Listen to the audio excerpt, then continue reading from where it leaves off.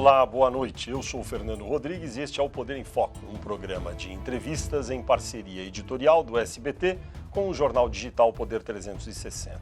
Hoje, o Poder em Foco recebe o presidente da Comissão de Relações Exteriores e Defesa Nacional do Senado, o senador Nelsinho Trade, do PSD de Mato Grosso do Sul. O senador também é presidente da representação brasileira no Parlamento do Mercosul. Senador Nelsinho Trade, boa noite. Eu já começo perguntando para o senhor a relação do Brasil com os Estados Unidos, que tem tido muita ênfase no governo Bolsonaro, tem sido boa ou ruim para o Brasil? Fernando, é um prazer estar aqui no seu programa. Quero lhe parabenizar por essa iniciativa de sempre trazer a boa informação aos internautas, aos telespectadores. Eu penso que uma relação, seja ela qual for, com qualquer país, ela tem que sempre ter um ponto de equilíbrio para poder fazer o desenvolvimento das relações diplomáticas e, consequentemente, comerciais, que possa vir a atender o interesse do nosso país. Mas o Brasil teve recentemente um déficit com na relação comercial com os Estados Unidos. O Brasil vendeu menos do que comprou dos americanos. O que significa isso? É bom ou ruim? Não é bom. A gente tem que ter um poder de negociação onde o nosso positivo, o nosso lucro na nossa venda tenha que ser maior do que aquilo que a gente compra. Serve de lição, porque a gente observa que o atual governo tem também demonstrado algumas situações em que ele pende para um lado ideológico e, consequentemente, isso possa vir a gerar um problema na relação comercial, ele acaba vindo para a neutralidade.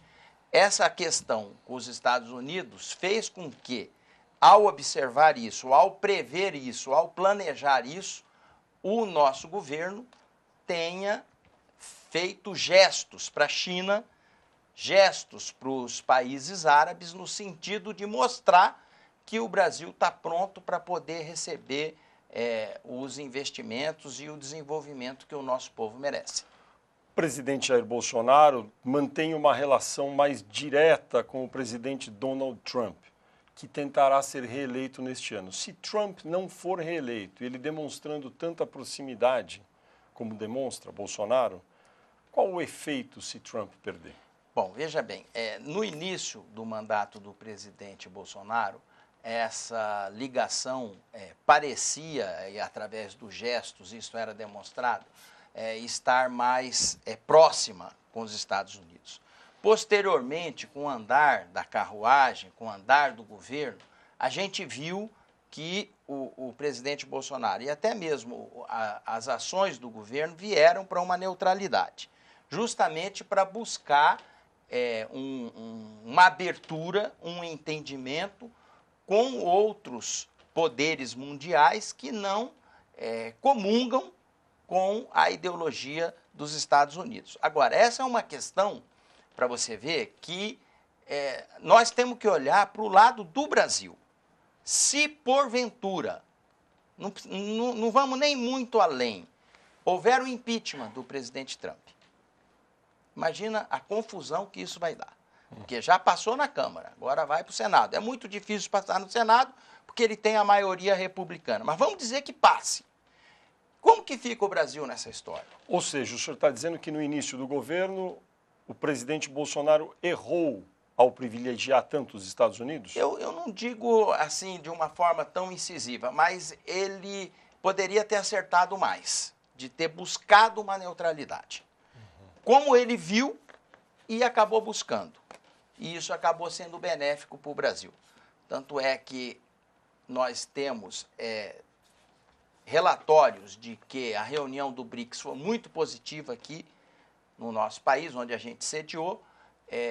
Houve a abertura de vários mercados em diferentes nações que não comungam com essa linha ideológica dos Estados Unidos, e é isso que nós temos que buscar.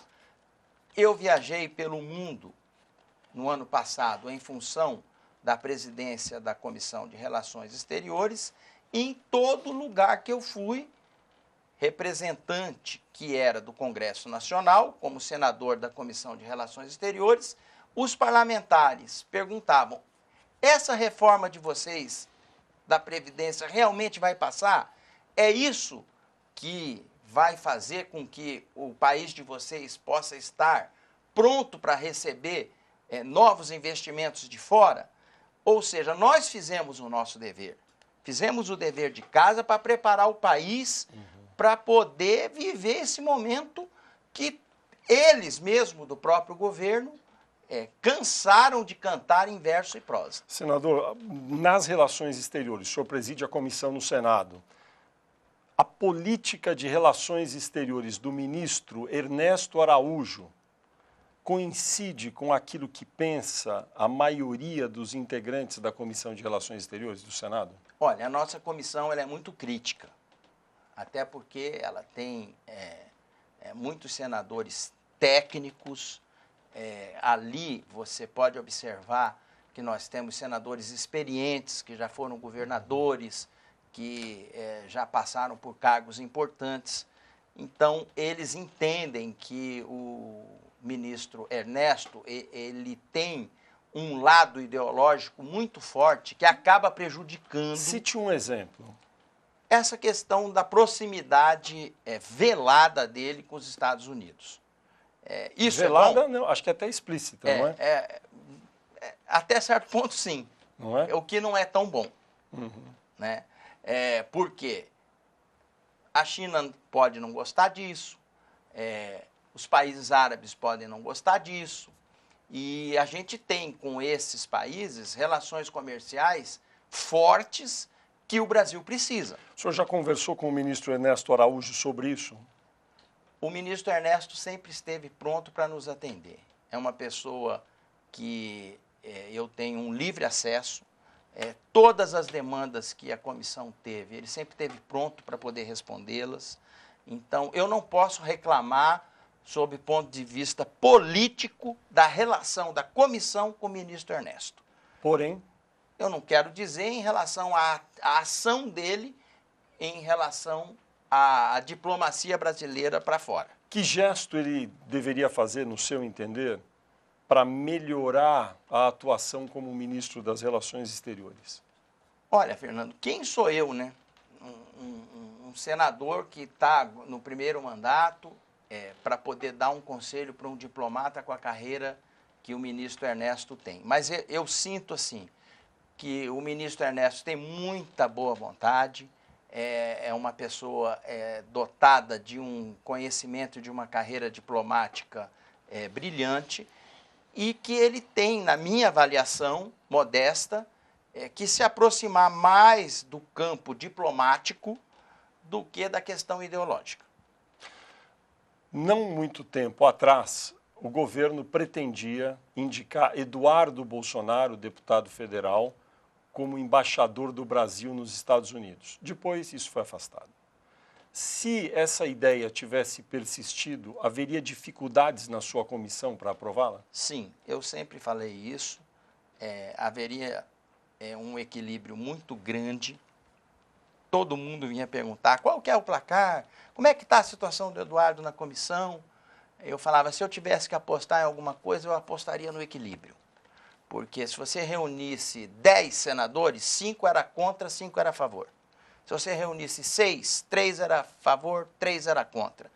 E aqueles indecisos iam esperar o resultado da sabatina, o desempenho na sabatina, porque a gente sabatinou esse ano 33 embaixadores. No ano passado, 2019. Esse ano, desculpa, o que passou em 2019. 33 embaixadores, o que dá uma média considerável pelos meses de trabalho, descontando o período do recesso. Foi um acerto, portanto, a retirada da indicação de Eduardo Bolsonaro? Eu acho que vários fatores conspiraram para isso, no sentido de dar essa saída.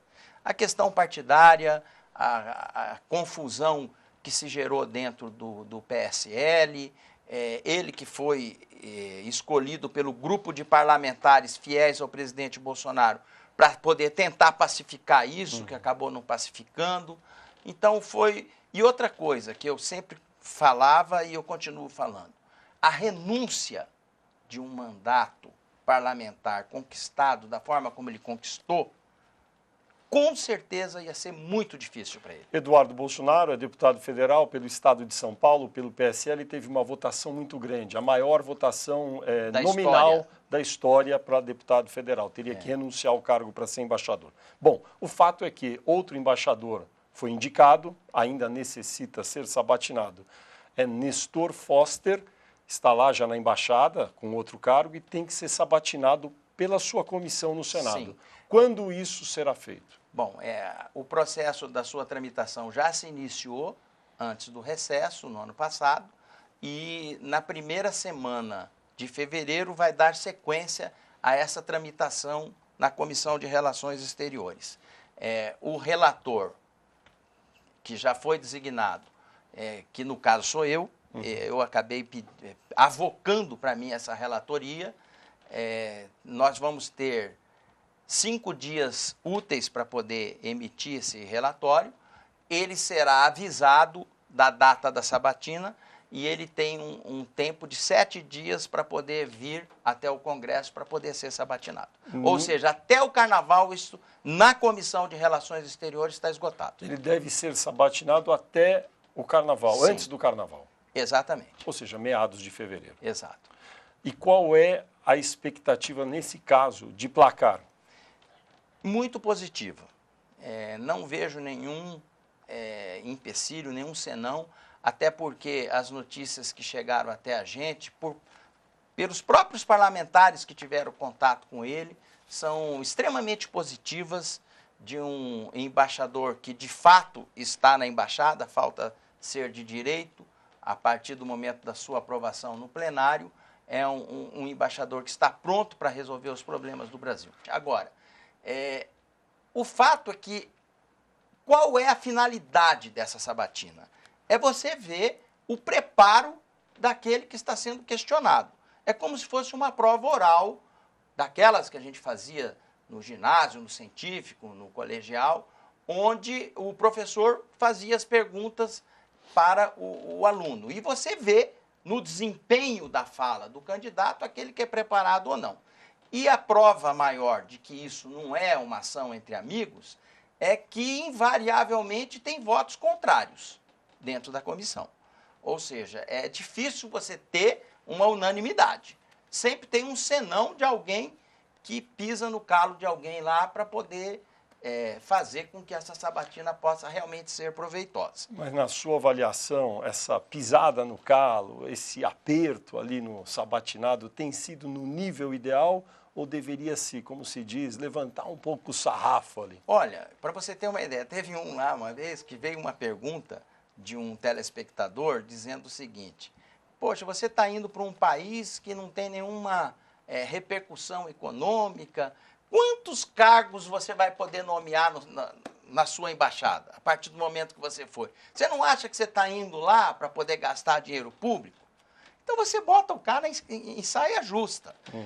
Agora, essa questão diplomática, ela é igual a um seguro que você tem de um bem seu.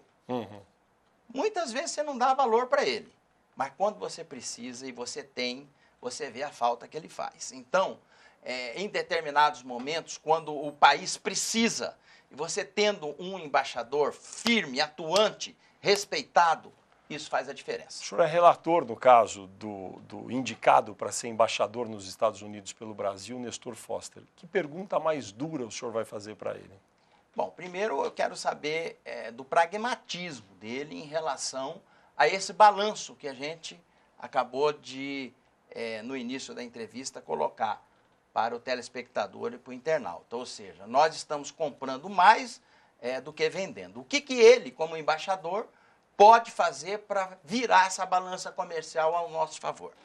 E se as ações ideológicas dele estarão mais voltadas do que as ações comerciais. Ou seja, ele vai ver que nós vamos estar realmente de olho para fazer com que o desempenho dele possa ser proveitoso para o Brasil. O O senhor falou um pouco das relações comerciais com China, com outros países, países árabes. Vamos tratar um pouco de China. A China tem muito interesse no Brasil, tem feito muitos investimentos aqui.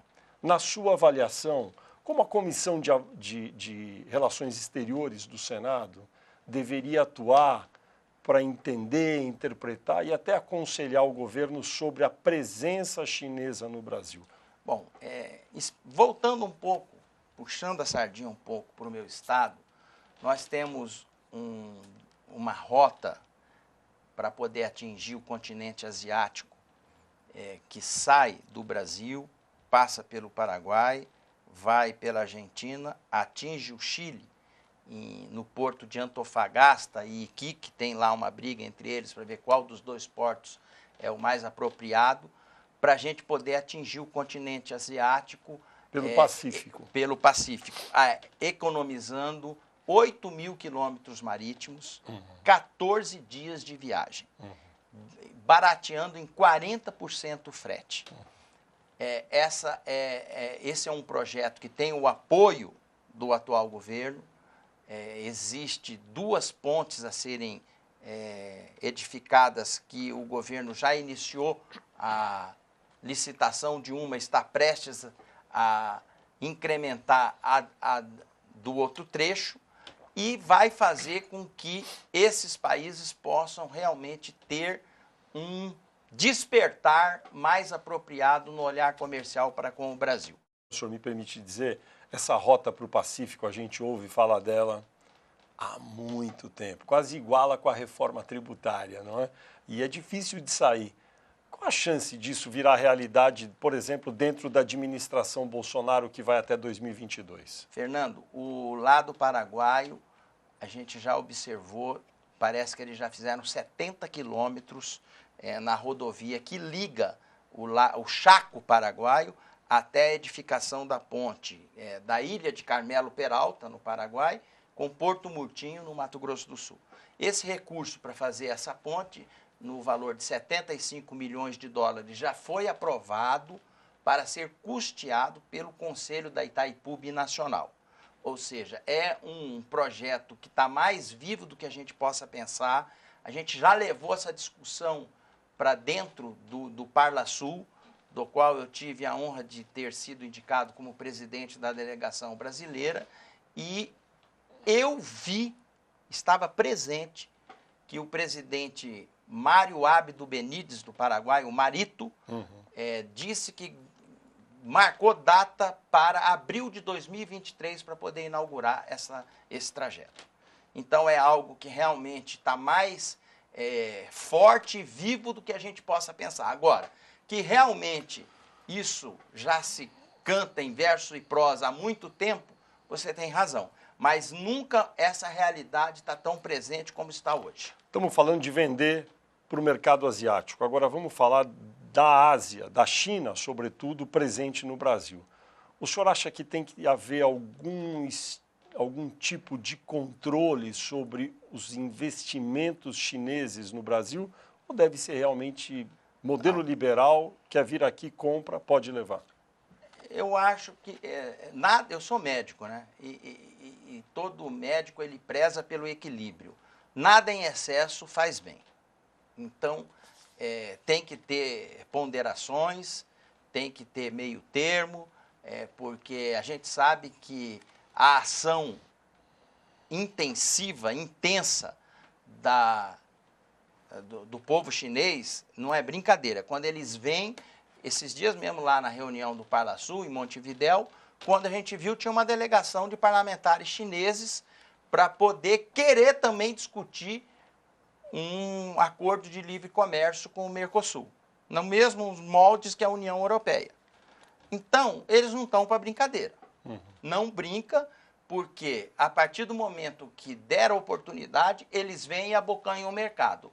E a gente tem que saber realmente fazer valer o nosso poder de negociação para que isso possa ser benéfico para o Brasil. Agora, o que há de mal em capital chinês comprar companhia energética, de água e saneamento, de telefonia? Tem algum óbice?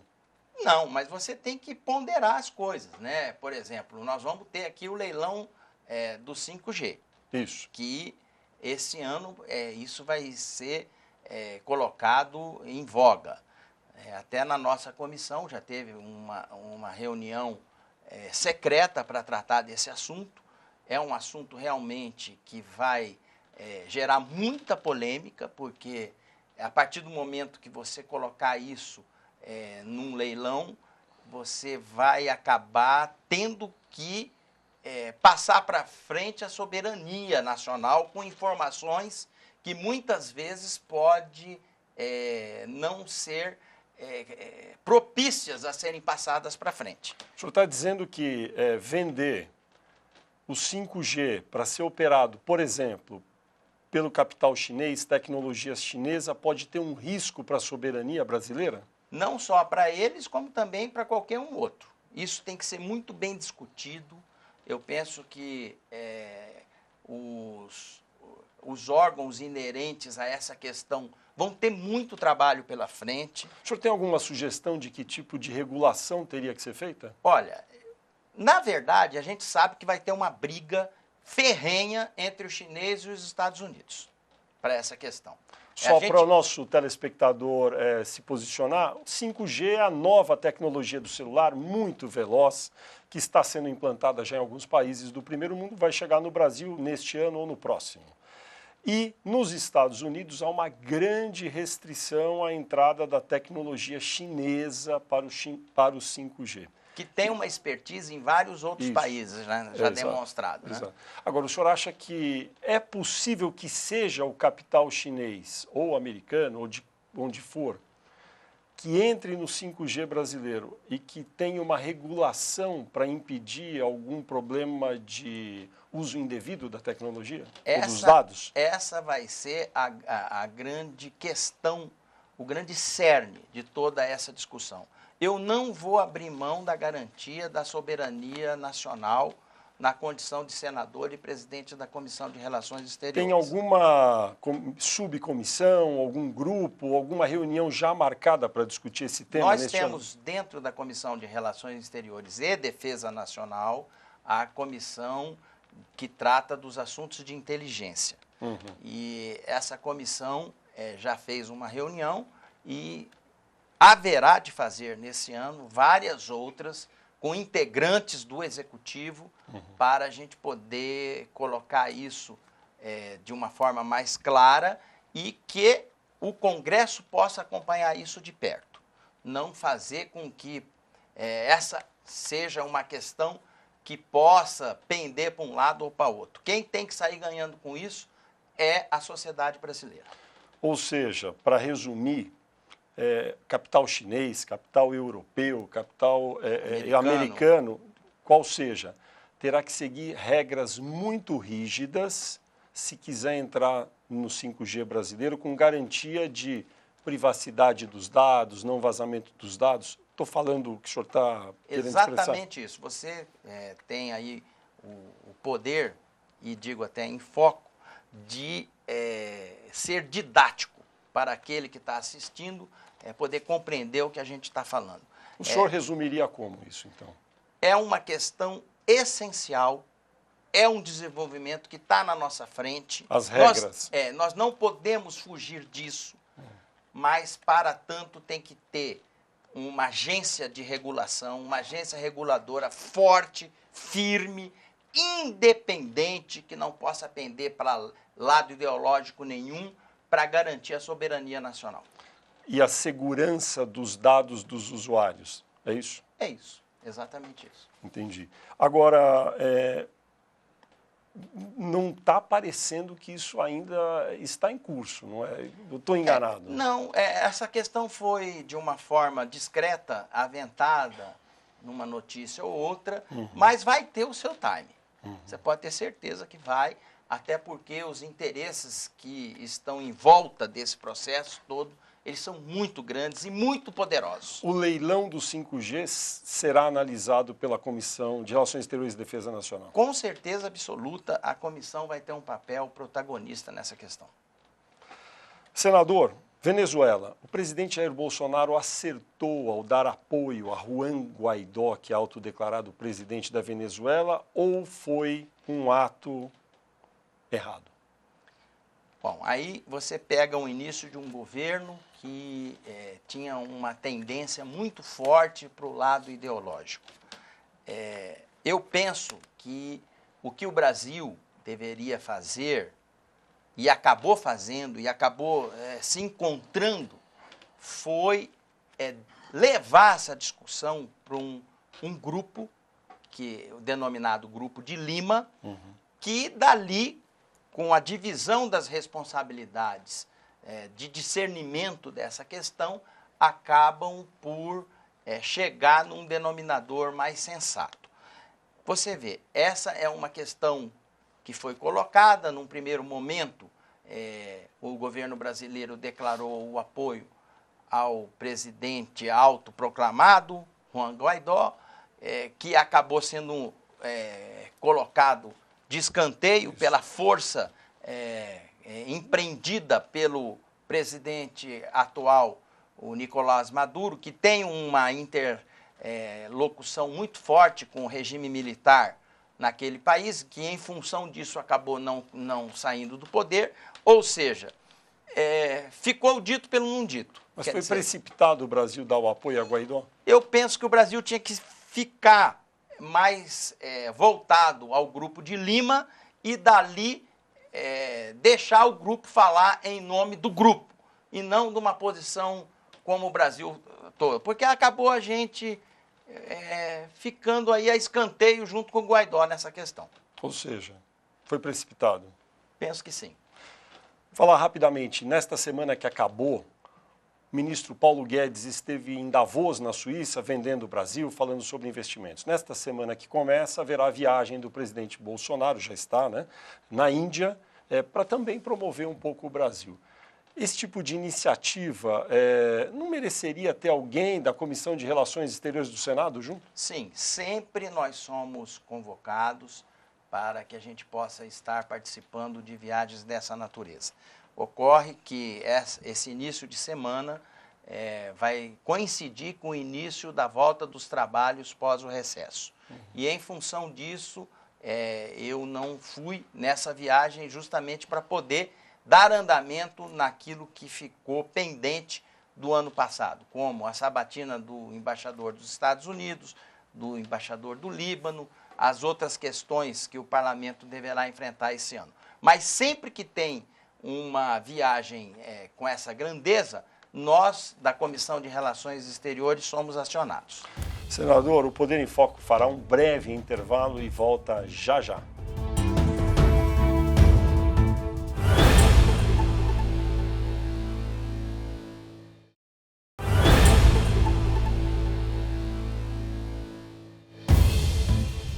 Estamos de volta com o Poder em Foco, um programa de entrevistas do SBT em parceria editorial com o jornal digital Poder 360. Nesta edição, eu entrevisto o presidente da Comissão de Relações Exteriores do Senado, o senador Nelsinho Trade. Senador, voltando para o ponto antes do intervalo, Davos, Índia, o presidente na Índia agora nesta semana, no início de semana, a venda do Brasil no sentido de expor os negócios possíveis aqui no Brasil, que o presidente faz, acaba sendo um pouco prejudicado por conta do debate sobre meio ambiente?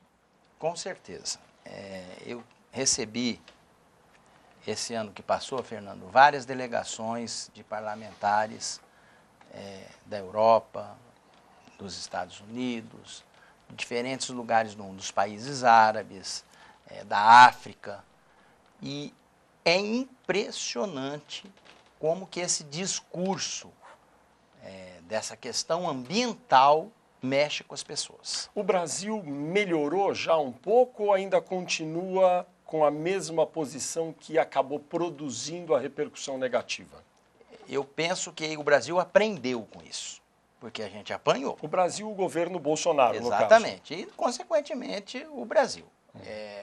Tanto é que o presidente anunciou a composição desse conselho, que vai ficar a cargo do vice-presidente Mourão, e o Brasil precisa se comunicar melhor a respeito da Amazônia, no sentido de evidenciar o que realmente aconteceu, o que aconteceu no passado e o que está acontecendo no atual governo.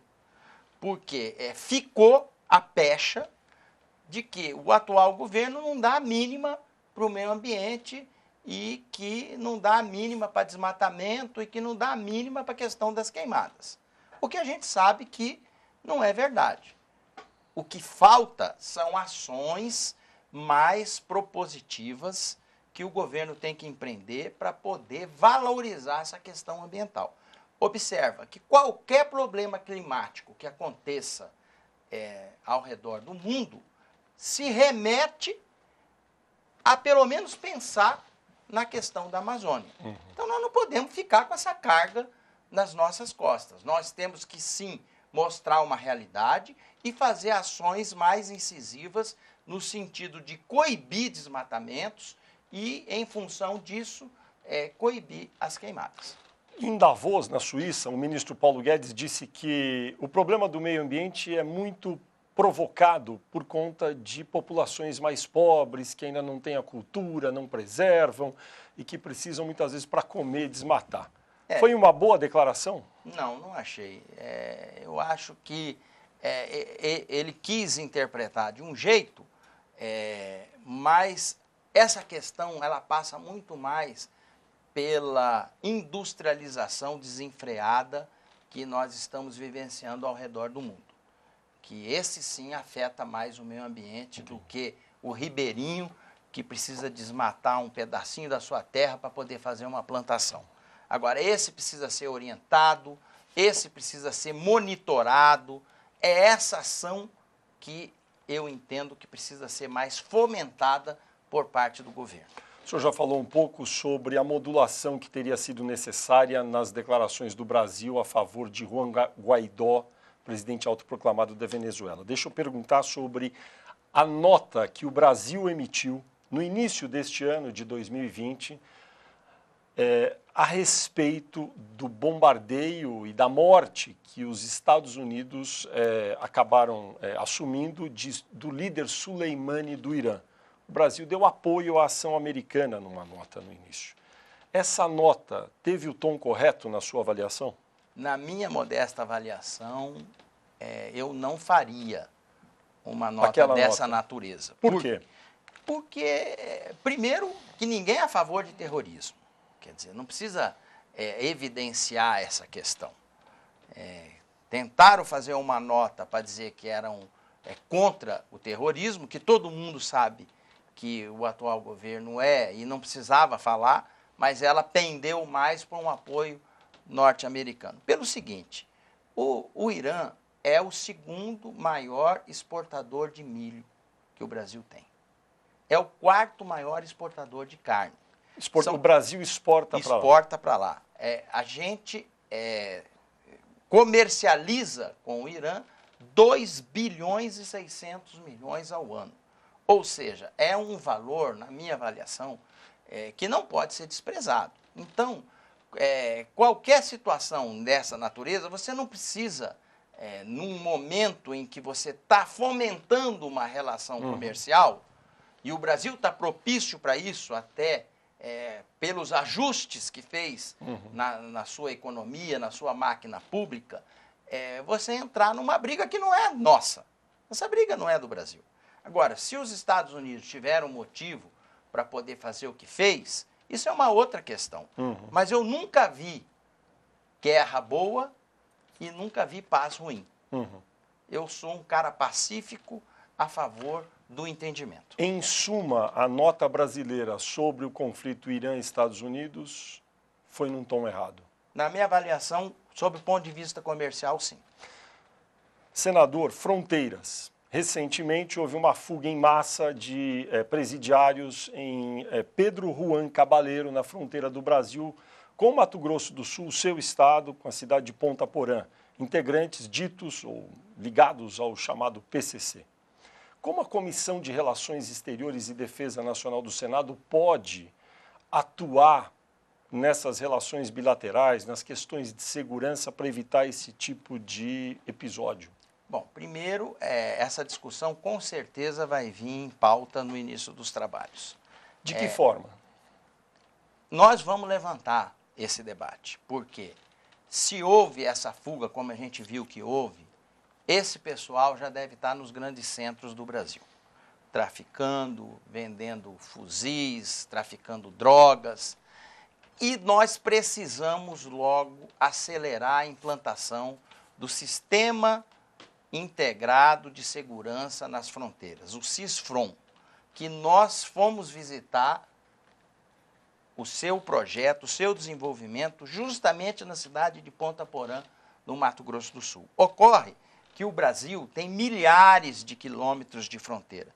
Não adianta você só fazer lá naquela região se você não tem uma base de controle pronta, se você não tem uma interligação com as outras fronteiras. Esse projeto estava delineado num determinado período, em função de contingenciamento orçamentário, já duplicaram esse período para sua conclusão.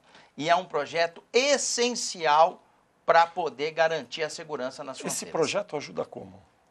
Ele é um sistema de... Porque como que você vai fazer o patrulhamento humano de uma fronteira desse tamanho? Você não consegue. Então, ele é todo monitorado com câmeras de inteligência, ligados a uma central de monitoramento, que a gente viu o protótipo funcionando, com equipamentos de última geração, que enxerga à noite, que vê tudo que é detalhe.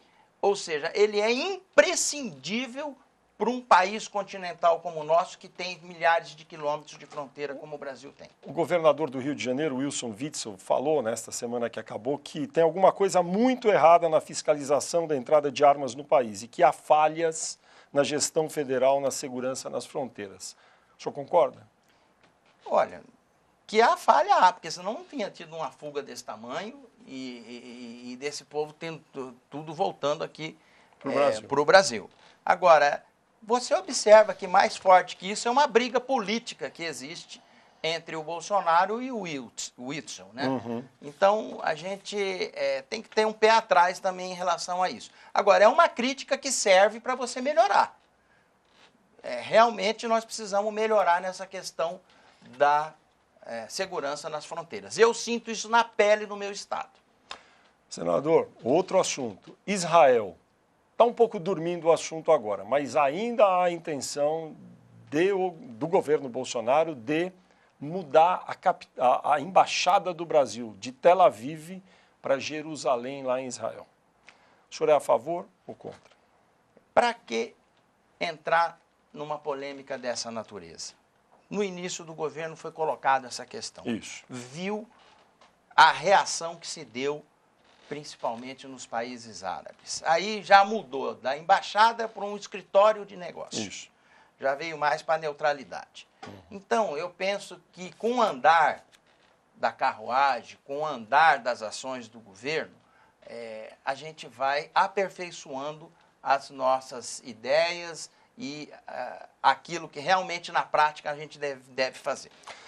Ainda ficando na região, Líbano, o embaixador do Brasil indicado, Hermano Teles, deve ser sabatinado quando na Comissão de Relações Exteriores? Antes ou depois de Nestor Foster? Eles vão ser sabatinados concomitantemente, vão ser no mesmo período. Talvez a gente possa fazer a sabatina no mesmo dia, que é uma praxe. Antes do Carnaval? Antes do Carnaval. E é um momento importante, até porque há um conflito muito grande político dentro do país libanês. É uma boa indicação, Hermano Teles? É uma boa indicação. Houve, num primeiro momento, uma reação da comunidade libanesa que foi superada. Senador, o Mercosul, que é um bloco de países aqui no Cone Sul, Brasil, Uruguai, Paraguai, Argentina, com membros associados o Chile, e teve um período Venezuela, está suspensa. Esse bloco nunca deu muito certo, porque o Brasil é preponderante, a maior economia é muito maior do que os seus outros sócios. O Mercosul está obsoleto? Ele poderia estar mais ativo e fazer valer mais a sua força. O senhor vê, por exemplo, veja só, uma coisa que o Brasil entrou e vai prejudicar, pelo menos vai dar trabalho para todos os brasileiros, mudar todas as placas dos automóveis no Brasil, que tem muito mais automóveis que a Argentina, Paraguai, Uruguai, vai mudar a placa para ficar a placa igual em todos os países. Um gasto enorme para o contribuinte, para os brasileiros. Esse é o tipo de efeito que o Mercosul traz. É bom. Se você vê na prática, são ações que vão gerar mais burocracia, mais gastos, mais perda de tempo para você poder fazer essa mudança. Agora, vamos focar naquilo que poderá ser bom. O acordo de livre comércio com a União Europeia, que há anos, há décadas, se desenha. Mas será que agora não vai emperrar porque mudou o governo na Argentina? Pois a partir do momento que um presidente, ideológico que for, senta na cadeira e vê a responsabilidade que tem para com seu país, com seu povo, e vê os benefícios que um acordo desse pode trazer, há que se pensar um mínimo de razoabilidade para que ele possa apoiar e fazer com que isso logo saia do papel. Porque a gente vê um interesse por parte dos europeus nesse sentido. Você viu uma ou outra reação contrária, mais em função de problemas ambientais que estavam se colocando na mesa. O senhor está dizendo que a Argentina não deve atrapalhar, é isso? Eu penso que não. Agora, por outro lado, o presidente Jair Bolsonaro, já que a gente falou da relação dele com outros governantes, ele foi muito crítico em relação ao Alberto Fernandes, que acabou sendo eleito. Agora, como é que fica essa relação? O presidente Bolsonaro ele tem uma personalidade muito forte. Ele é uma pessoa que ele fala aquilo que ele pensa, ele é verdadeiro. E muitas vezes a verdade dói. Mas é melhor você ter uma pessoa verdadeira do que um dissimulado. Então, o que eu quero dizer com isso? Ele fez a crítica, ele torceu para o outro ganhar, o outro não ganhou, quem ele não quis acabou vencendo, mas logo depois que ele fez a crítica e que ele parou e refletiu, ele já mandou o vice representá-lo na posse. Mas foi a primeira vez em muitos e muitos anos que o presidente brasileiro não foi pessoalmente à posse. Eu penso que isso é um aprendizado. O presidente Bolsonaro ele tem que se colocar num patamar muito maior do que isso. Ele é muito maior do que isso. Ele é o presidente do Brasil. E eu penso que ele tem que deixar para trás esses apegos ideológicos e partir para fazer o que ele vem fazendo, que é tocando o Brasil da forma para frente, produtiva, fazendo com que o nosso povo possa ter desenvolvimento de emprego e renda. O senhor sente verdadeiro interesse do governo federal e do presidente Bolsonaro para trilhar nessa linha que o senhor disse? Sim, eu sinto, até porque as medidas que eles têm enviado para o Congresso, todas são voltadas para essa questão. A gente viu a reforma da Previdência, a gente viu a cessão onerosa, a gente está vendo a reforma tributária, que são interesses enormes que estão por trás disso, mas que você vê o ministro da Economia afeito a essa questão, indo ao Congresso debater com os deputados e com o Senado. Então, já está na hora da gente dar as mãos e falar e agir para o Brasil dar certo. Senador, o Poder em Foco vai fazer mais um breve intervalo e vamos voltar já já.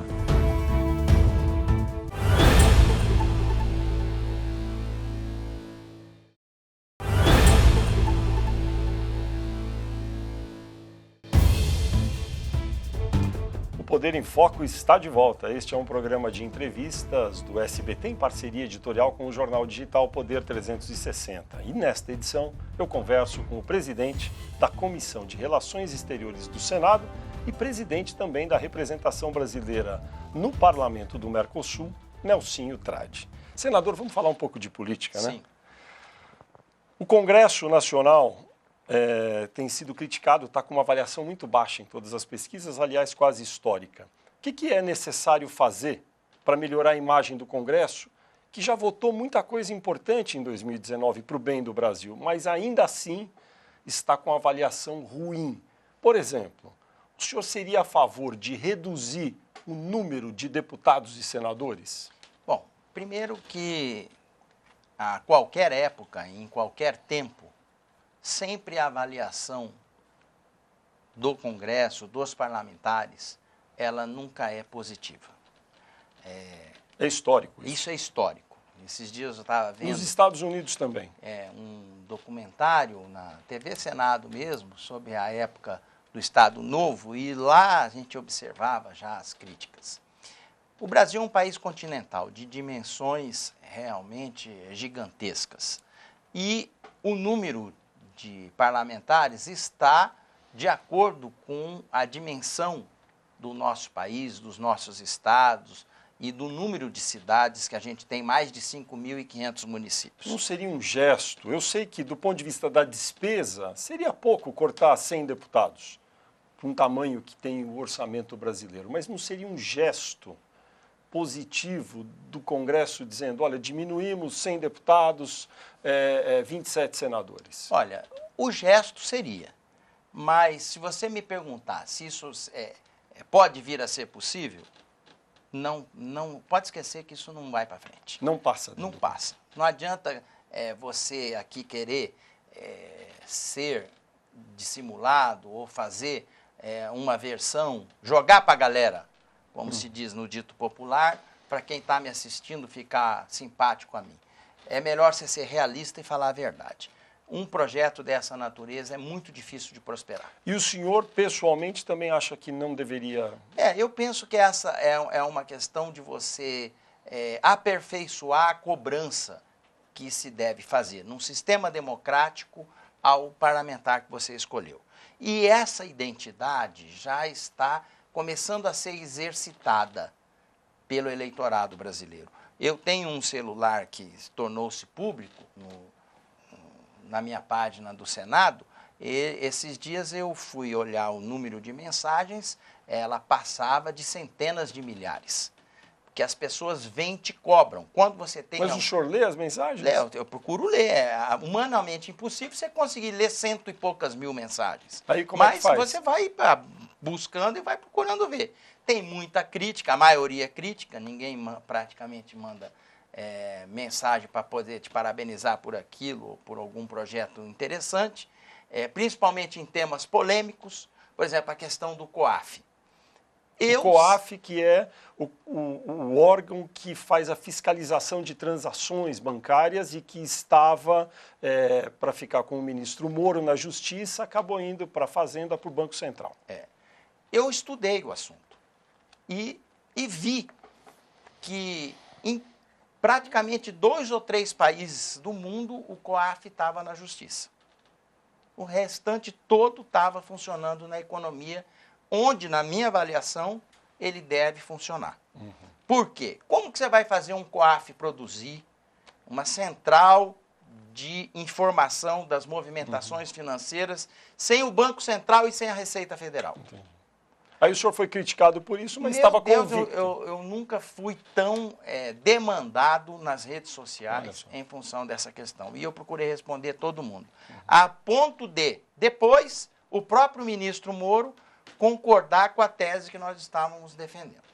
Outro sinal que poderia ser dado pelo Congresso, o Pacto Federativo, que é uma proposta enviada pelo ministro da Economia, Paulo Guedes, ao Congresso, fala, entre outras medidas, em incorporar municípios pequenos de até 5.000 habitantes, são quase condomínios, que não têm rendimento, que têm menos de 5% de faturamento próprio para viver, que esses municípios sejam incorporados aos municípios maiores vizinhos. São mais de 1.000 cidades no Brasil, aproximadamente, que caem nessa categoria.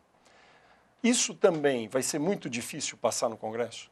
Praticamente não vai sair do lugar. É mesmo? É verdade. Por que, senador? Porque há uma ligação de muitos parlamentares, da grande maioria do Congresso, com municípios que, de pequenos, acabam se tornando médios e grandes quando eles se juntam para poder fazer a eleição de um ou outro parlamentar.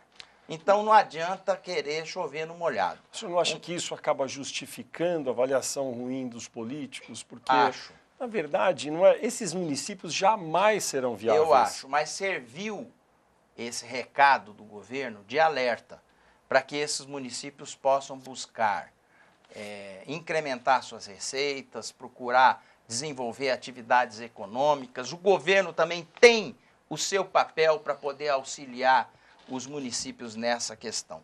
Porque todo município médio e grande, um dia, outrora, ele foi pequeno. Mas no caso dos atuais pequenos...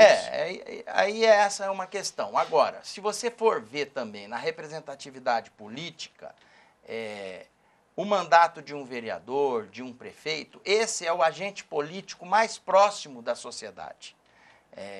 É lógico que a gente observa que tem muitos dissabores nessa relação, mas tem lugares que ele funciona e funciona bem, respeitando a democracia, fazendo valer a representação política democrática. Senador, o senhor apoiou Davi Alcolumbre para ser presidente do Senado, já está há 1 ano no cargo, tem mais 1 ano de mandato, Davi Alcolumbre, como presidente da Casa Alta do Congresso. O senhor acha possível encontrar uma fórmula que permita a Davi Alcolumbre se recandidatar para mais um mandato no comando do Senado? Bom, primeiro que o Davi foi uma grata surpresa para todos nós.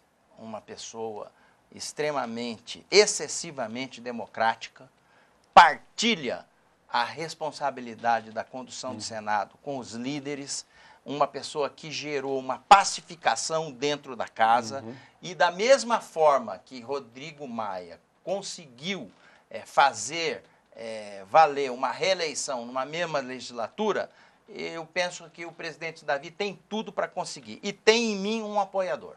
O senhor acha que é viável encontrar uma fórmula legal para mantê-lo como candidato para mais um mandato? Eu penso que sim, porque o time que está ganhando não se deve mexer. Entendi. E o senhor não acha que haverá muita contestação ali dentro, não? Não, hoje o Davi tem o apoio da grande maioria. Ele ganhou com 42 votos. Hoje ele tem, no mínimo, 50, 55. Senador, o seu partido é o PSD, comandado por Gilberto Kassab, ex-prefeito de São Paulo, ex-deputado federal. O PSD tem alguma pretensão majoritária algum dia na política brasileira? Por exemplo, presidente da República? Olha, o PSD é um partido que está extremamente ligado a essa nova legislação eleitoral. Tanto é que a gente recebeu uma orientação por parte do ex-ministro Kassab, o presidente do partido, para que a gente possa lançar candidatos a prefeito e chapa, que agora só pode ser pura, não se pode mais coligar para vereadores nas grandes cidades do Mato Grosso do Sul. E essa é uma delimitação e é uma obrigação que ele vai impor para todos os estados. É lógico que um partido que está com essa tática, ele tem uma pretensão no futuro. E o futuro nós vamos ver como que isso vai esclarecer. Estamos na janela de transferência também na política. Alguma grande filiação que vai ser feita pelo PSD proximamente? Sim, nós temos no início agora de fevereiro a provável entrada do senador Antônio Anastasia, de Minas Gerais. Que é do PSDB. E temos mais 2 ou 3 senadores que deverão engrossar as fileiras do PSD. Já pode falar os nomes? Toda vez que a gente fala, o adversário vai lá e pega na sua frente. Então, é melhor deixar na condução. Anastasia está certo. Esse já me disse que na primeira semana de fevereiro ingressaria ao PSD. Muito bem. Senador Nelsinho Tradi, muito obrigado por sua presença no Poder em Foco. E eu também agradeço a você, telespectador, que acompanhou o programa até aqui. Aproveito para lembrar que você pode assistir a esta entrevista nos canais do SBT Jornalismo e do Poder 360 no YouTube. No próximo domingo, logo após o programa Silvio Santos, tem mais um Poder em Foco, sempre conversando com personalidades do ambiente do poder. E eu espero todos vocês. Uma boa semana a todos.